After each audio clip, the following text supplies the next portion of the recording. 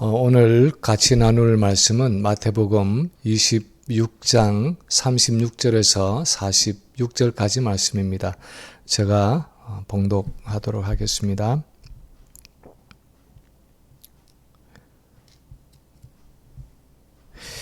이에 예수께서 제자들과 함께 겟세마네라 하는 곳에 이르러 제자들에게 이르시되 내가 저기 가서 기도할 동안에 너희는 여기 앉아 있으라 하시고 베드로와 세베대의 두 아들을 데리고 가실새 고민하고 슬퍼하사 이에 말씀하시되 내 마음이 매우 고민하여 죽게 되었으니 너희는 여기 머물러 나와 함께 깨어 있으라 하시고 조금 나아가사 얼굴을 땅에 대시고 엎드려 기도하여 이르시되 내 아버지여 만일 할만하시거든 이 잔을 내게서 지나가게 하옵소서. 그러나 나의 원대로 마시옵고 아버지의 원대로 하옵소서 하시고 제자들에게 오사 그 자는 것을 보시고 베드로에게 말씀하시되 너희가 나와 함께 1시간도 이렇게 깨어 있을 수 없더냐. 시험에 들지 않게 깨어 기도하라. 마음에는 원이로되 육신이 약하도다 하시고 다시 두 번째 나아가 기도하여 이르시되 내 아버지여 만일 내가 마시지 않고는 이 잔이 내게서 지나갈 수 없거든 아버지의 원대로 되기를 원하나이다 하시고 다시 오사 보신즉 그들이 자니 이는 그들의 눈이 피곤함일러라. 또 그들을 두시고 나아가 세 번째 같은 말씀으로 기도하신 후 이에 제자들에게 오사 이르시되 이제는 자고 쉬라. 보라 때가 가까이 왔으니 인자가 죄인의 손에 팔리느니라. 일어나라 함께 가자. 보라 나를 파는 자가 가까이 왔느니라. 아멘.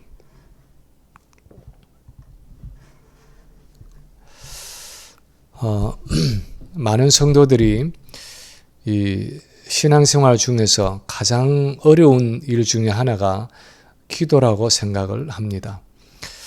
제 개인적으로도 늘 부족하고 아쉬움이 남는 신앙의 영역이 기도입니다. 사실 오늘날 시대는 기도의 시대가 아니라고 말할 수도 있습니다. 이전 어느 시대보다도 지금 시대는 기도라는 것이 잘 어울리지 않고 정서적으로 기도하기가 너무나 힘든 시대를 우리가 살아가고 있습니다. 100년 전만 해도 우리 믿음의 선조들은 어쩌면 우리보다 기도에 훨씬 더 많은 시간과 노력을 쏟았습니다. 그 당시만 해도 우리처럼 이렇게 바쁜 시대도 아니었고 이렇게 첨단 문명과 과학의 시대가 아니었습니다. 사람들은 기도할 마음의 여유도 있었고 초자연적인 하나님의 역사와 간섭에 대해서 열린 마음과 기대들이 있었습니다. 그런데 오늘날 시대는 우선 사람들의 마음이 바쁘고 분주합니다. 우리만 해도 한 달에 한 번 기도 주간을 가지는데 7시에 기도회를 시작해서 30분 정도 함께 찬송하고 말씀을 나누고 기도 제목을 나누고 나서 각자 개인 기도에 들어가는데 제가 생각하기에 30분, 1시간 정도 개인 기도 시간을 가지기가 쉽지 않을 것이라는 생각이 됩니다. 우선 아침 8시, 9시가 돼가면 해야 할 일들이 밀려오고 마음이 바빠집니다. 기도하기 위해서 앉아있기에는 시간도 촉박하고 마음도 분주합니다. 그리고 또한 흔히 기도를 지속하기 어려운 이유 중에 하나는 기도는 설사 하지 않는다고 해도 겉으로 당장 어떤 표시가 나지 않기 때문입니다. 예를 들어서 어떤 분이 교회에 와서 찬양되든 예배위원이든 식사당번이든 봉사를 하는데 기도를 하고 와서 봉사를 하든지 기도를 하지 않고 와서 봉사를 하든지 겉으로 보기에는 별로 차이가 나지 않을 수 있습니다. 물론 오랜 시간을 지나면서 그 결과나 열매를 보고 어렴풋이 짐작은 할 수 있겠지만 기도를 하지 않는다고 해서 금방 어떤 차이가 나지 않는 경우가 많습니다. 그래서 기도라는 것은 대체로 우리 삶에서 뒷전에 밀려나 있는 경우가 많습니다. 하면 좋지만 하지 못해도 대체로 그냥 지나갈 수 있는 옵셔널한 것이 기도인 것처럼 생각하는 경우가 많습니다. 그래서 우리는 우선 눈앞에 보이는 바쁜 일부터 먼저 처리합니다. 우선 급한 일부터 먼저 해놓고 시간과 여건이 허락되면 기도하고 아니면 매일 한 번도 제대로 기도하지 못하고 그냥 기도 없이 오랫동안 살아갈 때도 많습니다. 바쁜 생활에 밀려서 그렇게 그럭저럭 지나가다 보면 기도는 어느새 내 일생생활에 꼬리 부분이 되어 있는 경우를 우리 삶에서 많이 보게 됩니다.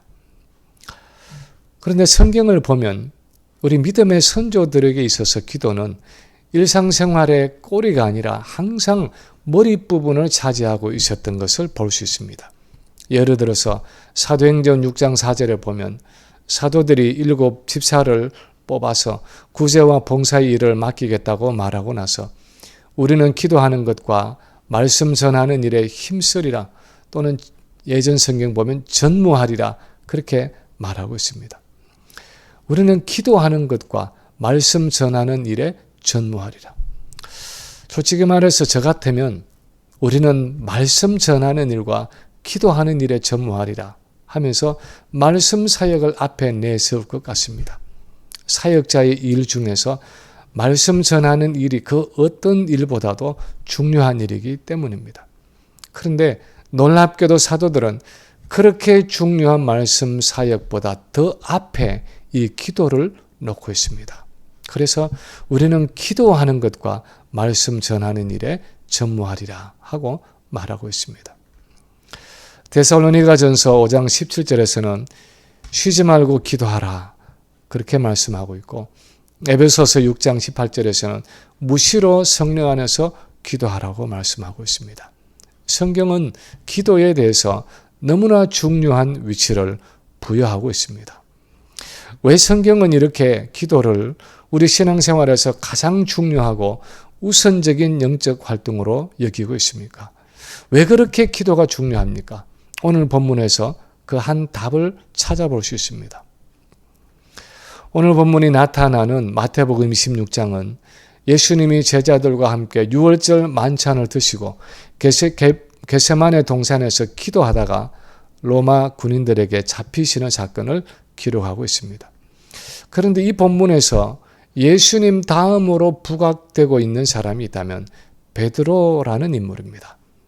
26장의 마지막이 베드로가 예수님을 부인하는 장면으로 끝나고 있는데 예수님이 빌라도의 손에 넘겨지기 전에 베드로는 대제사장 집의 한 여성 앞에서 3번씩이나 예수님을 모른다고 부인하는 것을 볼 수 있습니다. 70절에 보면 베드로가 모든 사람 앞에서 부인하여 이르되 나는 네가 무슨 말을 하는지 알지 못하겠노라 하고 말하고 있고 72절에 보면 베드로가 맹세하고 또 부인하여 이르되 내가 그 사람을 알지 못하노라 하고 말하고 있고 74절에 보면 저가 저주하며 맹세하여 이르되 나는 그 사람을 알지 못하노라 하니 곧 달기 울었다고 했습니다. 그리고 마지막 75절을 보면 이에 베드로가 닭 울기 전에 3번 나를 부인하리라 하시던 그 예수님의 말씀이 생각나서 밖에 나가서 심히 통곡했다고 기록하고 있습니다. 왜 베드로가 예수님을 3번씩 부인하고 나서 밖에 나가서 그렇게 심히 통곡했겠습니까?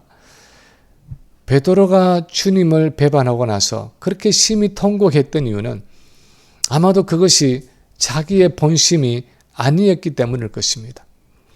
아마 주님도 잘 알고 계셨을 것이고 자기 자신도 분명하게 알고 있는 것은 그렇게 주님을 저주까지 하면서 모른다고 맹세하는 그 배신은 정말 베드로가 평소에 품고 있던 생각도 아니었고 원하던 일도 아니었습니다. 사실은 그렇게 허무하게 무너져 내릴 줄은 꿈에도 상상하지 못했던 일이었습니다. 33절에 보면 불과 몇 시간 전만 해도 베드로가 예수님께 말하기를 다 주를 버릴지라도 나는 결코 버리지 않겠나이다 하면서 자기 마음속에는 주님을 향한 남다른 충성심이 있다는 사실을 자신만만하게 고백하고 있습니다. 35절에서는 내가 주와 함께 죽을지언정 주를 부인하지 않겠나이다 하고 호언장담하면서 예수님에 대한 결사적인 각오를 표현하고 있습니다. 우리가 알 수 있는 것은 베드로가 이런 말들을 할 때 그는 진심으로 주님을 버리지 않겠다고 마음을 작정하고 자기의 헌신과 결단을 솔직하게 고백하고 있었다는 사실입니다. 마음에 한 가닥 거짓이 없이 순수하고 진지하게 죽기를 각오하고 주님을 따르겠다고 이 충성스러운 고백을 하고 있었습니다. 그랬기 때문에 베드로는 주님을 모른다고 3번씩이나 부인하고 나서는 주님을 저주까지 하고만 그 자기 자신을 바라보면서 아마도 너무나 기가 막히고 어이가 없어서 바깥으로 뛰쳐나가서 가슴을 치면서 통곡을 하지 않을 수가 없었을 것입니다. 자기 본심은 그것이 아니었는데 막상 위급한 상황에 부딪히고 보니까 마음에도 없던 말들을 하면서 3년씩이나 동고동락하던 그 스승을 배반하고 저주까지 해버린 못난 자신의 모습을 바라보면서 후회하고 탄식하고 자책하는 베드로의 모습을 오늘 본문에서 볼 수 있습니다. 왜 베드로는 그렇게 마음을 굳게 작정하고 그렇게 죽기를 각오하고 주님께 사랑과 헌신을 고백했는데도 불구하고 막상 결정적인 순간에 그렇게 허무하게 무너져 내릴 수밖에 없었습니까? 도대체 무엇이 베드로의 문제였습니까? 그리고 너무나 자주 베드로처럼 실패하는 우리의 문제는 무엇입니까? 오늘 우리가 읽은 본문 40절 41절이 그 답을 담고 있습니다. 제자들에게 오사 그 자는 것을 보시고 베드로에게 말씀하시되 너희가 나와 함께 1시간도 이렇게 깨어 있을 수 없더냐? 시험에 들지 않게 깨어 기도하라. 마음에는 원이로되 육신이 약하도다 하시고. 겟세마네 동산에서 베드로와 야고보와 요한 이 세 제자들을 데려가서 뒤에 남겨놓고 좀 더 앞으로 나아가 기도하시던 예수님은 잠시 후에 제자들에게 오셔서 그들이 피곤을 이기지 못해서 자는 것을 보시고 그렇게 말씀하셨습니다. 너희가 나와 함께 1시간도 이렇게 깨어 있을 수 없더냐? 시험에 들지 않도록 깨어 기도해라. 마음에는 원이로되 육신이 약하도다 하고 말씀하십니다. 이 구절에서 예수님은 시험에 들지 않도록 깨어서 기도하라 하고 말씀하시고 나서는 그렇게 깨어서 기도해야 하는 이유에 대해서 설명하고 계십니다. 그것은 마음에는 원이로되 육신이 약하도다 하는 말씀입니다. 우리는 흔히 이 구절을 인용하면서 우리가 신앙생활에 최선을 다하지 못하는 구실과 변명으로 반은 농담 반은 진담으로 사용할 때가 있습니다. 오늘 몸이 피곤해서 새벽 기도를 못 나갔습니다. 그러면 아침에 일어나서 주님 마음에는 원이지만 육신이 연약해서 오늘 아침에 좀 늦잠 잤습니다. 주님도 다 이해하실 줄 믿습니다. 그렇게 우리의 육체적인 연약함과 게으름을 합리화하기 위해서 이 성경 구절을 사용할 때가 있습니다. 그러나 오늘 본문에서 주님이 하신 이 말씀은 그런 의미가 아니었습니다. 그것은 왜 베드로가 깨어서 기도하지 않으면 안 되는지 그 영적인 이유를 분명하고 확실하게 설명하기 위한 말씀이었습니다. 다른 사람이 다 주님을 버릴지라도 나는 결코 주님을 버리지 않겠습니다 하는 베드로의 호언장담을 주님은 다 들으셨습니다. 내가 주님과 함께 죽을지언정 주님을 부인하지 않겠습니다 하는 베드로의 결단과 각오도 주님은 잘 알고 계셨습니다. 그러나 그것과 함께 주님은 베드로가 죄성을 가지고 있는 한 연약한 육신인 것도 잘 알고 계셨습니다. 마음에는 그렇게 원하고 마음에는 그렇게 다짐하고 입으로는 호언장담을 해도 실제로 어떤 상황에 부딪히게 될 때는 그 마음의 작정과 결심도로 행동할 수 없는 것이 바로 인간 베드로인 것을 알고 계셨습니다. 아무리 눈물을 흘리며 마음을 굳게 먹어도 결정적인 순간에는 그것을 순종으로 행동에 옮길 수 없는 죄악된 성품을 가지고 있는 것이 베드로의 진정한 모습이고 바로 우리 모든 인간의 본성인 것을 알고 계셨습니다. 우리는 때때로 어떤 사람이 눈물로 자기의 잘못을 고백하고 자신의 죄악된 것을 뉘우치고 회개를 하면 그 사람이 다시는 그렇게 하지 않을 것이라고 생각하는 경우가 많습니다. 그러나 많은 경우에 우리는 그렇게 비통하게 죄를 회개하던 사람이 나중에 또다시 그런 죄에 빠져 있는 경우들을 볼 때가 많습니다. 사실 그것은 그 사람이 진정으로 회개하지 않아서가 아닙니다. 거짓으로 회개해서가 아닙니다. 많은 경우에 그 고백은 진실하고 정직하고 참됨에도 불구하고 자기 안에 있는 죄성 때문에 또다시 넘어지는 경우가 많습니다.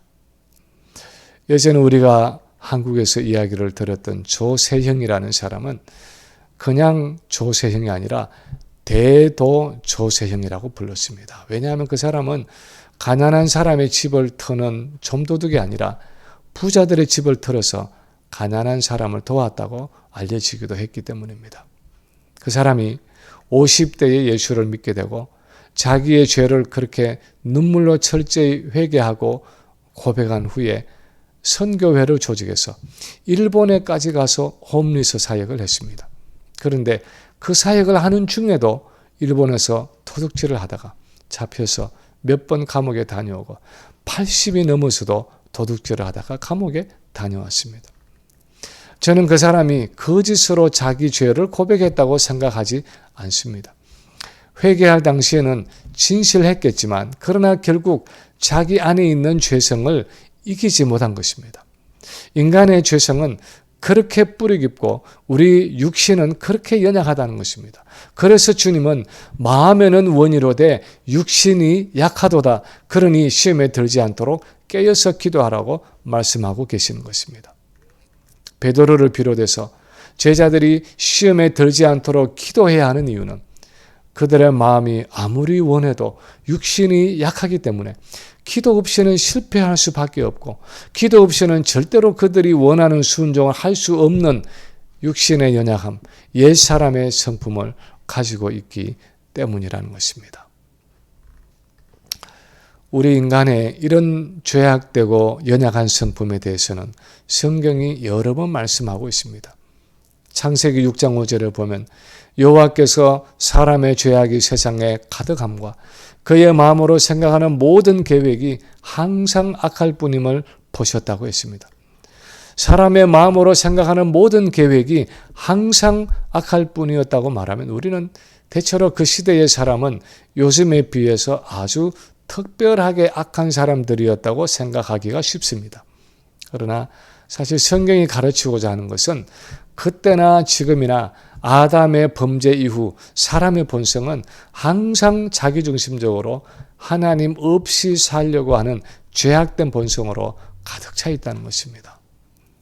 예레미야서 17장 9절에서는 만물보다 거짓되고 심히 부패한 것은 마음이라 누가 능히 이를 알리오마는 하고 기록하고 있는데 이 세상에 그 어떤 것보다 거짓되고 심히 부패한 것이 마음인데 사람들은 그것을 모른다는 것입니다.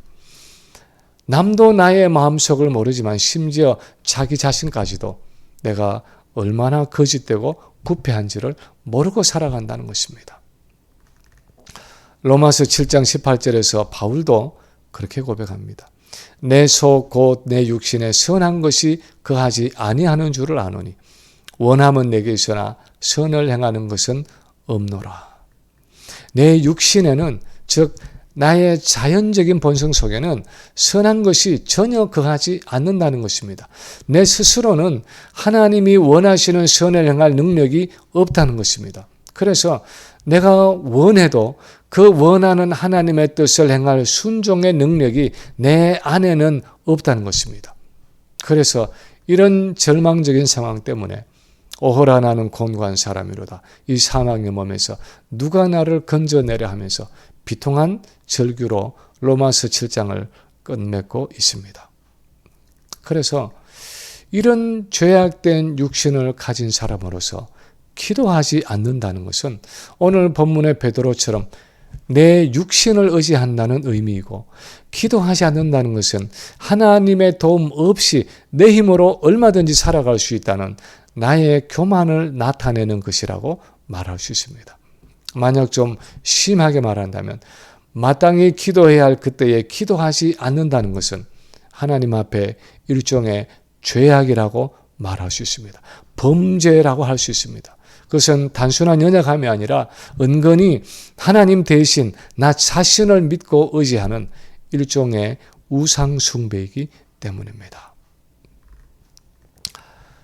우리 삶의 주변을 돌아보면 우리는 우리의 삶에 기도의 제목들이 쌓여 있는 것을 바라봅니다.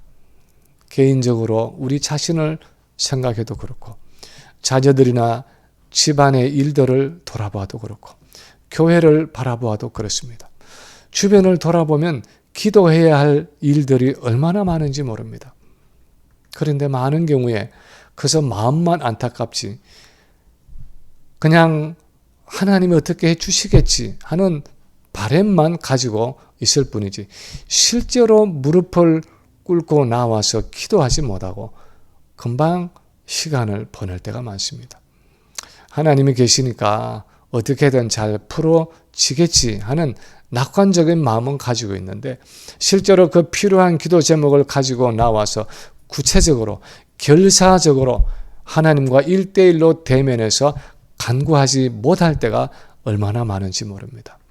그러나 곰곰이 돌이켜보면 우리가 과거에 실패한 경험들은 단순한 실패들이 아니라 얼마든지 기도할 수 있고 반드시 기도해야 하는 그 상황들 속에서 기도하지 못하고 구체적으로 엎드려서 하나님의 자비와 경휼과 도우심을 구하지 않았기 때문에 실패하고 실족한 때가 많은 것입니다.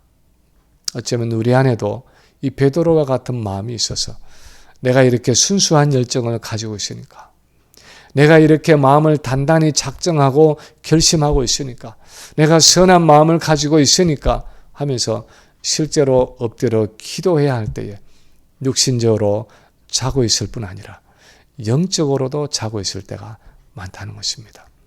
정작 깨어서 기도해야 할 그때에 내 영혼이 눈을 감고 깊이 잠들어 있다면 결국은 그 게으름과 교만 때문에 실족하게 되고, 막상 시험과 어려움이 닥쳐올 때 감당하지 못하고 넘어져서 실패할 수밖에 없다는 것입니다. 예전에 어느 분이 기도에 대한 책을 하나 선물해 주셨는데, 지렁이의 기도라는 제목의 책입니다. 김요한 목사님이라는 분이 쓰신 책인데, 그분이 예전에 군대 교회에서 부흥 집회를 인도하고 있었습니다. 그런데 평소에 주일 예배만 참석하던 공병 여단의 한 장군이 그 주간 부흥 집회의 새벽 기도에 참석을 했습니다.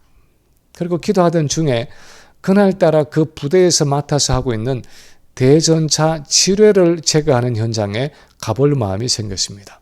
그래서 새벽 기도를 마치고 작업 현장에 가보니까 지휘관은 안 보이고 11월의 그 전방의 추운 날씨에 병사들 몇몇이 모여서 땅바닥에 나뭇가지를 모아서 불을 지펴놓고 쬐고 있었습니다. 그래서 이 군단장이 그 병사들을 불러서 다른 곳으로 이동하는 중에 그 불을 지펴놓은 곳에서 엄청난 소리가 들리면서 지뢰가 폭발했습니다. 땅속에 묻혀있던 대전차 지뢰가 피워놓은 그 불 때문에 열을 받아서 폭발한 것이었습니다. 그러면서 이 목사님이 이렇게 책에서 쓰고 있습니다. 만약 그날 이 군단장이 병사들을 이동시키지 않았더라면 엄청난 참사가 일어났을 사건이었는데, 그날따라 왜 그 군단장이 새벽 기도를 나올 마음을 먹었으며, 그날따라 왜 기도할 때 하나님이 그 지뢰 제거 작업 현장을 방문할 마음을 주셨을까? 결국은 그 새벽 기도를 통해서 하나님이 그의 마음을 주장해 주셨고, 기도를 통해서 일어날 수도 있었던 엄청난 참사를 막아주셨다는 결론이었습니다. 근데 사실 이런 물질적인 지뢰뿐 아니라 우리 삶에 있는 영적인 지뢰들도 마찬가지입니다. 우리 안에 온갖 죄성의 지뢰들이 있고, 우리 밖의 세상에도 온갖 죄악의 지뢰들이 숨겨져 있습니다. 내 안에서 그리고 내 바깥에서 언제 어디서 어떻게 터질지 모르는 영적인 지뢰와 암초들을 설치해 놓고 사단은 우리를 넘어뜨리고 실족게 하기 위해서 호시탐탐 기회를 노리고 있지만 기도하는 성도들은 하나님이 피할 길을 내시고 그것을 감당하게 하시고 이기게 하시고 합력해서 선을 이루도록 인도하신다는 것입니다. 우리는 우리 육신의 연약함과 죄악됨을 알기 때문에 항상 기도에 깨어 있어서 이런 사단의 유혹과 시험에 대비해야 한다는 것입니다. 이제 말씀을 마칩니다. 왜 우리가 깨어서 기도해야 합니까? 이렇게 할 일이 많고 바쁘고 피곤한데 기도하지 않아도 웬만한 일들은 그럭저럭 돼가는 것 같은데 왜 일부러 기도의 시간을 내고 기도를 위해 우리 자신을 헌신해야 합니까? 기도하지 않고는 우리가 마음먹은 대로 우리가 작정하고 결심한 대로 살아갈 수 없는 그런 연약하고 죄악된 육신을 우리가 가지고 있기 때문입니다. 우리에게 마음의 순수함이 있을 수 있습니다. 하나님을 향한 헌신의 마음이 있을 수 있습니다. 하나님을 향한 진실한 사랑의 고백도 있을 수 있습니다. 하나님을 향한 충성의 맹세도 있을 수 있습니다. 세상 속에서 반드시 믿음으로 승리해야겠다는 결단과 각오도 있을 수 있습니다. 그러나 오늘 본문이 우리에게 가르치는 것은 그것만으로는 충분하지 않다는 것입니다.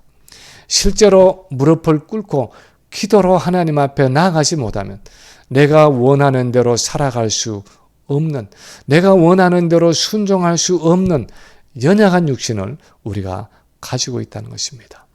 그래서 주님은 베드로를 통해서 우리의 연약한 본성을 깨우치면서 우리 안에 있는 육신, 이 죄의 본성을 이기기 위해서 깨어서 기도하라고 말씀하고 계시는 것입니다. 시험에 들지 않도록 깨어서 기도하라고 말씀하십니다.